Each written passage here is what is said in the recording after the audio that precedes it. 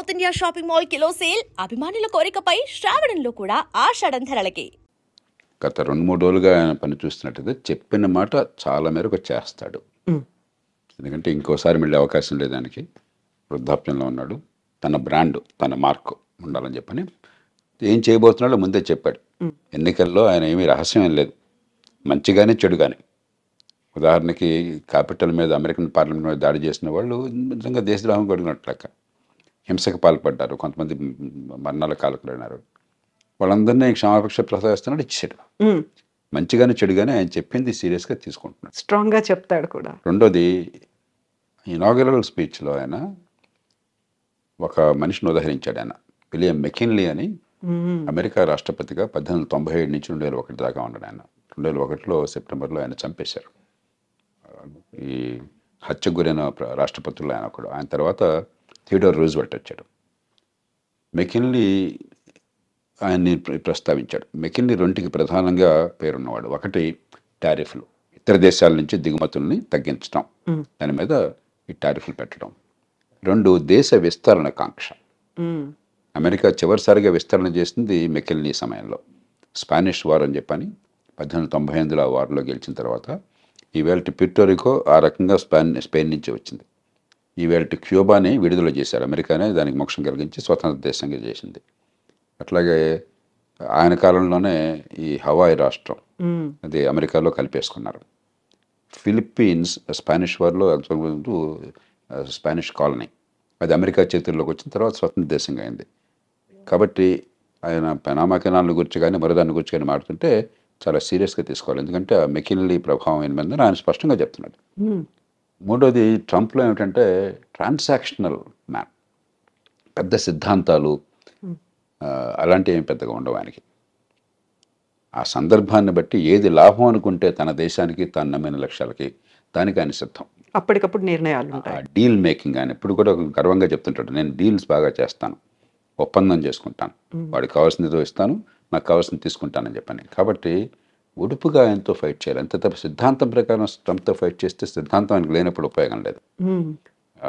అంచేత ఈ 4 ఏళ్ల కాలం ప్రపంచం అంతా కూడా ఆ ప్రభుత్వం, అక్కడ ప్రజల మనస్తత్వాన్ని గుర్తించి, ముఖ్యంగా భారతదేశం లాంటి దేశం చాలా లాఘవంగా మన ప్రజలను కాపాడుకుంటూనే మరి అవతల వాళ్ళ ఎక్కడ గట్టిగా ఉన్నారో గమనించి మన అవసరం మేరకు ఇచ్చిపుచ్చుకునే ధోరణి ఉండాలి. సో ఇప్పుడు జన్మతః వచ్చే పౌరసత్వాన్ని రద్దు చేశాము అన్న తర్వాత అక్కడున్న వాళ్ళకి లాభమా, మనకి నష్టం జరుగుతోందా? ఎలా ఉంది సార్ పరిస్థితి అనేది? మొట్టమొదటిది, ఇది రాజ్యాంగ రీత్యా సాధ్యం కాదు. అమెరికన్ రాజ్యాంగంలోనే అమెరికా గడ్డ మీద పుట్టిన వాళ్ళకి పుట్టుకతో పౌరసత్వం వస్తుందని చెప్పి రాసుకున్నారు. పుట్టుకతో పౌరసత్వం వస్తే అతను తీసేయడానికి లేదు ఆ పౌరసత్వాన్ని. రెండోది, పుట్టుకతో పౌరసత్వం ఉన్న వాళ్ళకి కొన్ని పదవులకు అర్హులు. ఉదాహరణకి అమెరికన్ రాష్ట్రపతి, ఉపరాష్ట్రపతి లాంటి వాళ్ళు పుట్టుకతో పౌరసత్వం ఉన్న వాళ్ళు మాత్రమే అర్హులు. మిగతా పౌరులు, ఇతర దేశాల నుంచి పోయిన వాళ్ళు పౌరులుగా ఉంటే అర్హులు కాదు. అలా పెట్టుకున్నారు వాళ్ళు. కాబట్టి అది సాధ్యం కాదు. కానీ ఆయన ఎందుకు చేశాడంటే ఆయన 2 కారణాలుగా, ఒక బలమైన సంకేతాన్ని ఇవ్వాలి, అక్రమ వలసదారులకి వ్యతిరేకము, నేను ఇంకా క్షమించను అని చెప్పడానికి. రెండోది, ఇది ఖచ్చితంగా సుప్రీంకోర్టు దాకా పోతుంది. అమెరికాలో తుమ్మిన దగ్గర సుప్రీంకోర్టు దాకా వెళుతుంది. ఎందుకంటే అది లిటిగేటివ్ సొసైటీ. ప్రతిదానికి ఒక కోర్టుల వివాదాలు, దావాలు, ఆ దేశ సాంప్రదాయంలో భాగం అది, ఆ దేశం జన్యువుల్లో భాగం అది. సుప్రీంకోర్టుకి వెళుతుంది. 100కి 99 పాళ్ళు సక్రమంగా ఆ దేశంలోకి చట్టబద్ధంగా ప్రవేశించిన వాళ్ళు సంతానం కనుక అయినట్టయితే దాని పౌరసత్వాన్ని సుప్రీంకోర్టు కాదనలేదు. కానీ అక్రమంగా ప్రవేశించిన వాళ్ళైతే, అన్డాక్యుమెంటెడ్ ఇమిగ్రెంట్స్ అంటాం, వాళ్ళకి వాళ్ళ పిల్లలకి పుట్టుకతో పౌరసత్వం ఇవ్వవద్దన్న విషయంలో బహుశా సుప్రీంకోర్టు మరి ఇంకొక స్టాండ్ తీసుకోవచ్చు.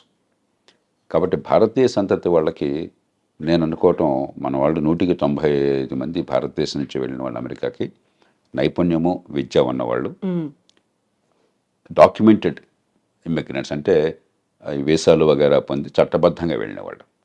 కాబట్టి వాళ్ళకి ఇబ్బంది ఉండకపోవచ్చు. కానీ అన్డాక్యుమెంటెడ్ ఇమిగ్రెంట్స్ పిల్లలకు మాత్రం ఆ పౌరసత్వం ఉంటుందా లేదని సుప్రీంకోర్టు చేతిలో ఆధారపడి ఉంటుంది. ఇక రాజ్యాంగాన్ని మార్చడం అమెరికాలో దాదాపు అసాధ్యం.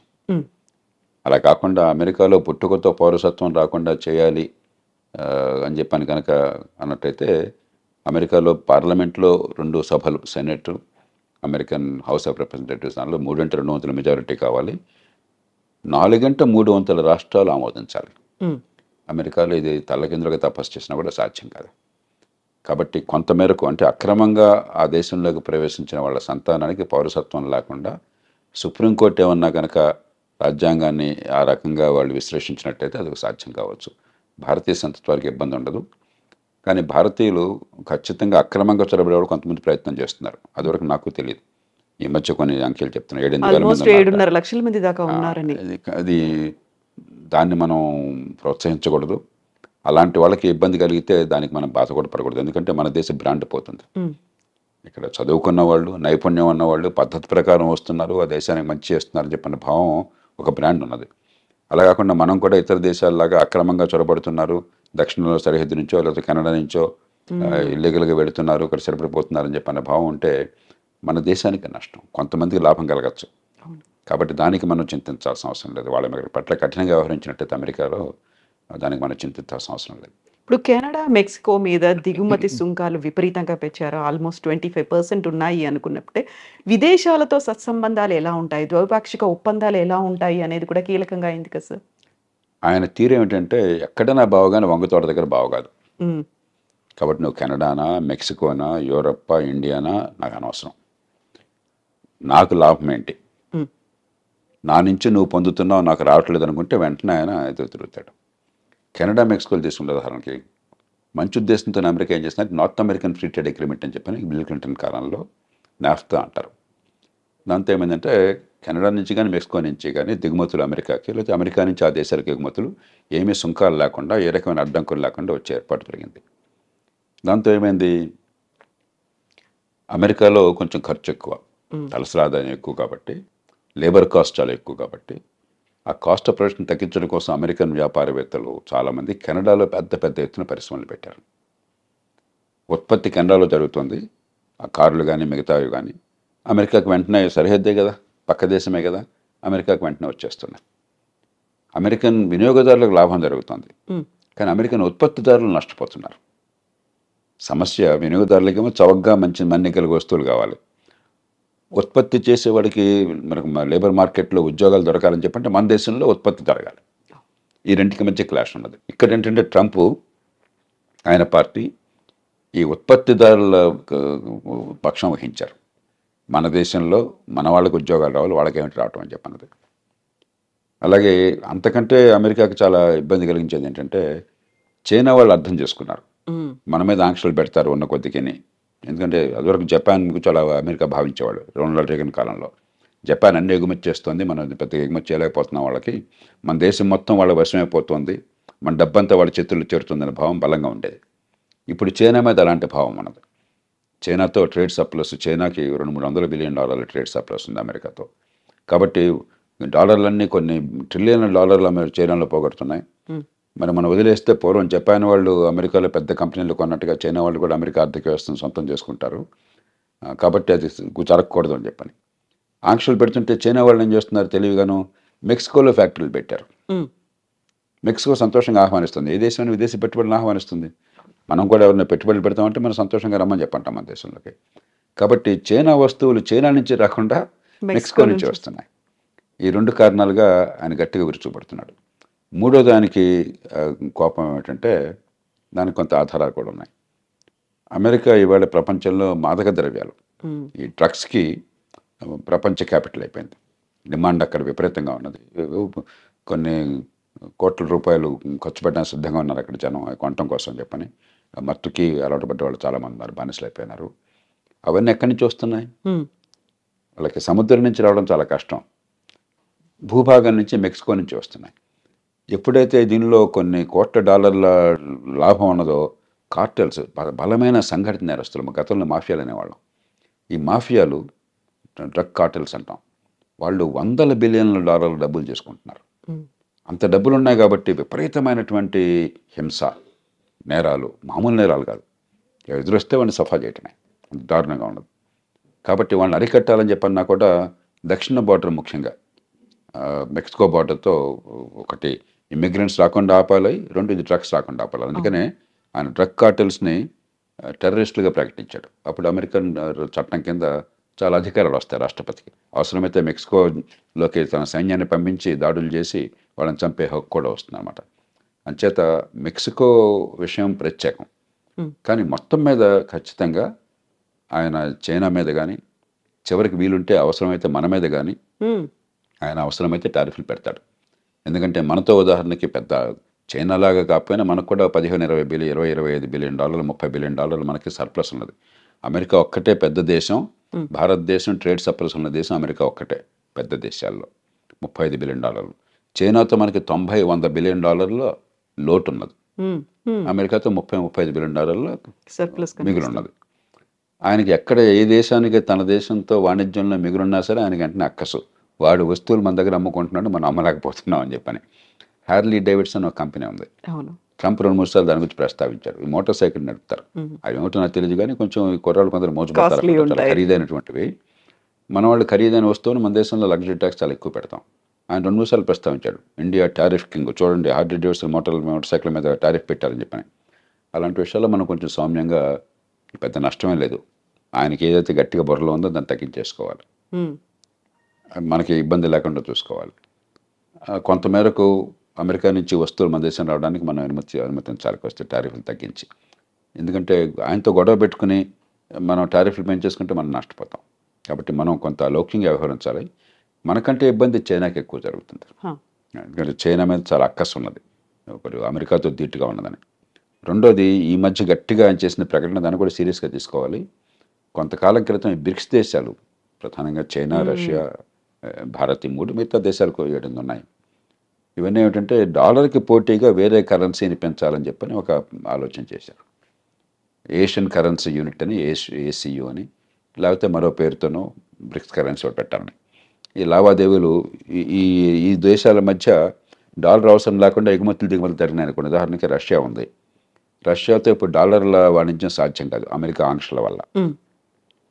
మనకి రష్యా వాళ్ళ ఆయన ముడి చమురు పంపిస్తుంది. మనం డబ్బులు ఎలా ఇస్తున్నాం వాళ్ళకి? రూపాయలు ఇస్తున్నాం. రష్యాకి రూపాయలు ఉపయోగం లేదు.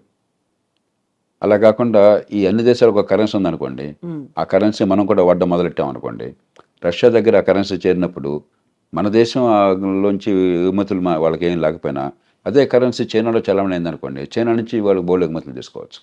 చైనా అంతా ఎగుమతి చేసే దేశం కదా, ఇట్లా పనికి వస్తుంది ఈ 9-10 దేశాలు. ఒక ఆలోచన ఉన్నది. ఆయన నిర్మోహటంగా చెప్పాడు, మీరు కనుక అలాంటి ఆలోచన పెట్టినట్టయితే మీ మీద 100% టారిఫ్లు పెడతానన్నాడు. కాబట్టి అది ఆలోచన మనం పూర్తిగా దానికి దూరం అయిపోవాలి. ఎందుకంటే మనం అమెరికాతో కయ్యానికి దిగి నష్టపోయే శక్తి మనకు లేదు. చైనా లాంటి దేశాలకు ఇలాంటిది పెరగాలని కోరుకుంటుంది. కాబట్టి ఇలాగా మనం ఒడుపుగా వ్యవహరించాలి ఖచ్చితంగా. కానీ మొత్తం మీద చూస్తే ప్రపంచంలో ఇతర దేశాలతో పోలిస్తే పెద్దగా ఇబ్బందులు లేకుండా ఉండే దేశం భారతదేశం. ట్రంప్ వల్ల అమెరికాతో మనకున్న సత్సంబంధాలు, వాళ్ళకి మనకి ప్రపంచంలో సమానమైన ప్రాపంచిక దృక్పథం ఉన్నది.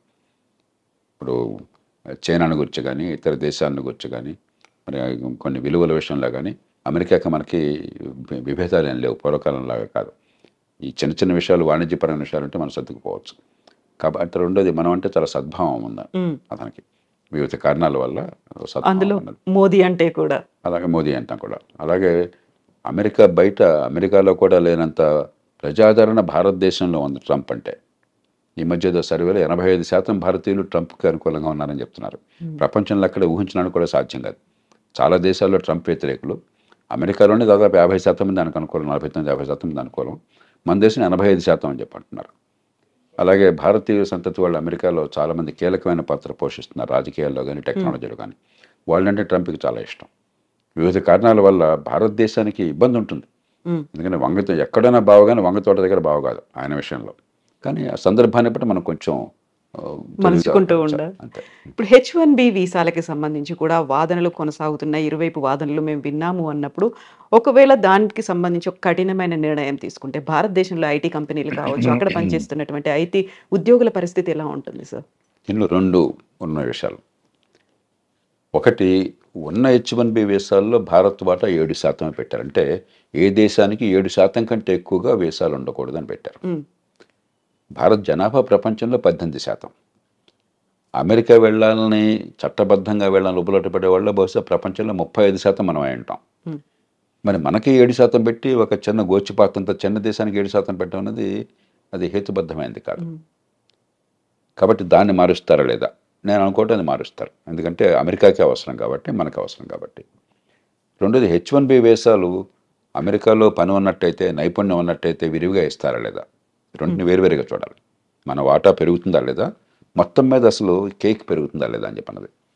కేక్ పెరగడం విషయంలో ఇప్పుడు చాలా పెద్ద అంతర్యుద్ధం జరుగుతుంది రిపబ్లికన్ పార్టీలో. ట్రంప్కి సాంప్రదాయంగా మద్దతు ఇస్తున్న మెగా రిపబ్లికన్స్, మన దేశం తప్ప మిగతా వాళ్ళు ఎవరు వద్దు, తెల్లోడు తప్ప ఇంకెవరు వద్దు, ఇలా ఆలోచించేవాళ్ళు. సో అమెరికా ఫస్ట్ అనే నినాదం కూడా అలా వచ్చింది. అమెరికా ఫస్ట్, దేశంగా ఫస్ట్ అంటాం వేరు, కానీ యూరోపియన్ సంతతి వాళ్ళు, తెల్లతోలు వాళ్ళు, క్రైస్తవులు, దానిలో 2 కోణాలు ఉన్నాయి మళ్ళీ. ఆ కోణం వాళ్ళు ప్రధానంగా ఒక హార్డ్ కోర్ మెగా రిపబ్లికన్స్. వాళ్ళు అసలు H1B వీసాలంటే మన ఉద్యోగాలు కొట్టేటువంటి రావడానికి వీల్లేదని వాళ్ళు గట్టిగా అక్కడ కూర్చున్నారు. కానీ అమెరికా ఆర్థిక వ్యవస్థ పెరగాలి, అమెరికా ప్రపంచంలో మేధా సంపత్తి ఎక్కడున్న వాళ్ళు మనం ఉపయోగించుకోవాలి, వాళ్ళు మన మనుషులు కావాలి. అమెరికా గొప్పతనం ఏంటంటే గత 150 ఏళ్ళుగా, 100 ఏళ్ళుగా ముఖ్యంగా ఎక్కడ ప్రపంచంలో మేధాశక్తి ఉన్నా కూడా వాళ్ళని లాక్కున్నారు, ఆకర్షించగలిగారు. అందుకే ప్రపంచంలో గొప్ప శాస్త్రజ్ఞులు అంటే అమెరికా వెళ్ళిపోతాడు 190 మంది. ప్రపంచంలో గొప్ప ఎంటర్ప్రెన్యూర్ అంటే అమెరికా వెళ్ళిపోతాడు. గొప్ప వ్యాపారవేత్త అంటే అమెరికా వెళ్ళిపోతాడు. గొప్ప పండితుడు అంటే అమెరికా వెళ్ళిపోతాడు. ఆకర్షించగలిగారు. అలాంటి వాళ్ళని పోగొట్టుకుంటే నష్టపోతామని చెప్పన్న భావన ట్రంప్ కూడా ఉంది. ఆయన కూడా బహిరంగంగా ప్రకటనలు చేశారు 2-3 సార్లు. ఈ దేశంలో ఉన్నత విద్య, మంచి విద్యా సంస్థల్లో చదువుకుని మంచి నైపుణ్యం అంటే వాళ్ళని ఈ దేశం నుంచి మళ్ళీ పోనివ్వకూడదు, మనం ఇక్కడే నిలుపుకోవాలని అంటున్నాడు. అది ఆయన బుద్ధి చెప్తోంది. కానీ హృదయం ఏం చెప్తోంది? ఈ మెగా రిపబ్లికన్స్ వల్ల ఈ తెల్లతోలు వాళ్ళు తప్ప, యూరోపియన్ సంతతి వాళ్ళు తప్ప, క్రైస్తవులు తప్ప, మన జాతి వాళ్ళు తప్ప మిగతా వాళ్ళు రావటం ఏంటని ఇంకోటి ఉంది. ఏది నెగ్గుతుంది అనేది ఇప్పుడు చివరికి ఆయన నిర్ణయం. అది ఏది పై చేయి సాధిస్తుంది, ఎందుకంటే ఇప్పుడు చెప్పలేము. ఎందుకంటే వ్యాపారవేత్తలు, టెక్నాలజీ వాళ్ళందరూ కూడా H1B వీసాలు సమర్థులకు విరివిగా ఇవ్వాలని చెప్పని, ఈ మెగా రిపబ్లికన్స్ అలా ఇవ్వడానికి వీలు లేదని చెప్పని చేత ఒకటేమో మన వాటా పెరుగుతుందా లేదా, బహుశా నేను అనుకుంటే మన వాటా పెరుగుతుంది, అది అమెరికన్ అవసరాల కోసం అని చెప్పని. కానీ మొత్తం మీద కేక్ పెరుగుతుందా లేదా అని చెప్పన్నది పెద్ద సిద్ధాంతపరమైన చర్చ తీవ్రంగా జరుగుతుంది అమెరికాలో. సో ఇప్పటికిప్పుడు అయితే ఆ భారతదేశానికి లాభమా నష్టమా, ట్రంప్ ఎలా ఉంటాడు అనేది అయితే అంచనా వేయడానికి లేదు కదా సార్. పెద్ద నష్టం మనకు ఉండదు, ముందు భయపడకూడదు. ఎందుకంటే ప్రపంచంలో ఏ దేశానికి లేని సౌలభ్యం మనకున్నది. మొత్తం మీద ఎంతో కొంత ట్రంప్ లాంటి వాడు కొత్త ఆలోచనలతో, కొన్ని సందర్భాల్లో రాడికల్ ఆలోచనలతో, విధానాలతో వచ్చినప్పుడు కొంత ఒడిదుడుకులు ఉంటాయి. ఆ ఒడిదుడుకులను పక్కన పెట్టేస్తే మొత్తం మీద పెద్దగా ఇబ్బందికి ఏమాత్రం కలగని దేశం, పెద్ద దేశం భారతదేశం. కాబట్టి మనం దాన్ని ఎలా ఉపయోగించుకొని ఆలోచించాలి, కానీ అయ్యో కంపెనీకి పోతుందన్న భయాందోళనకు గురవలసిన అవసరం లేదు.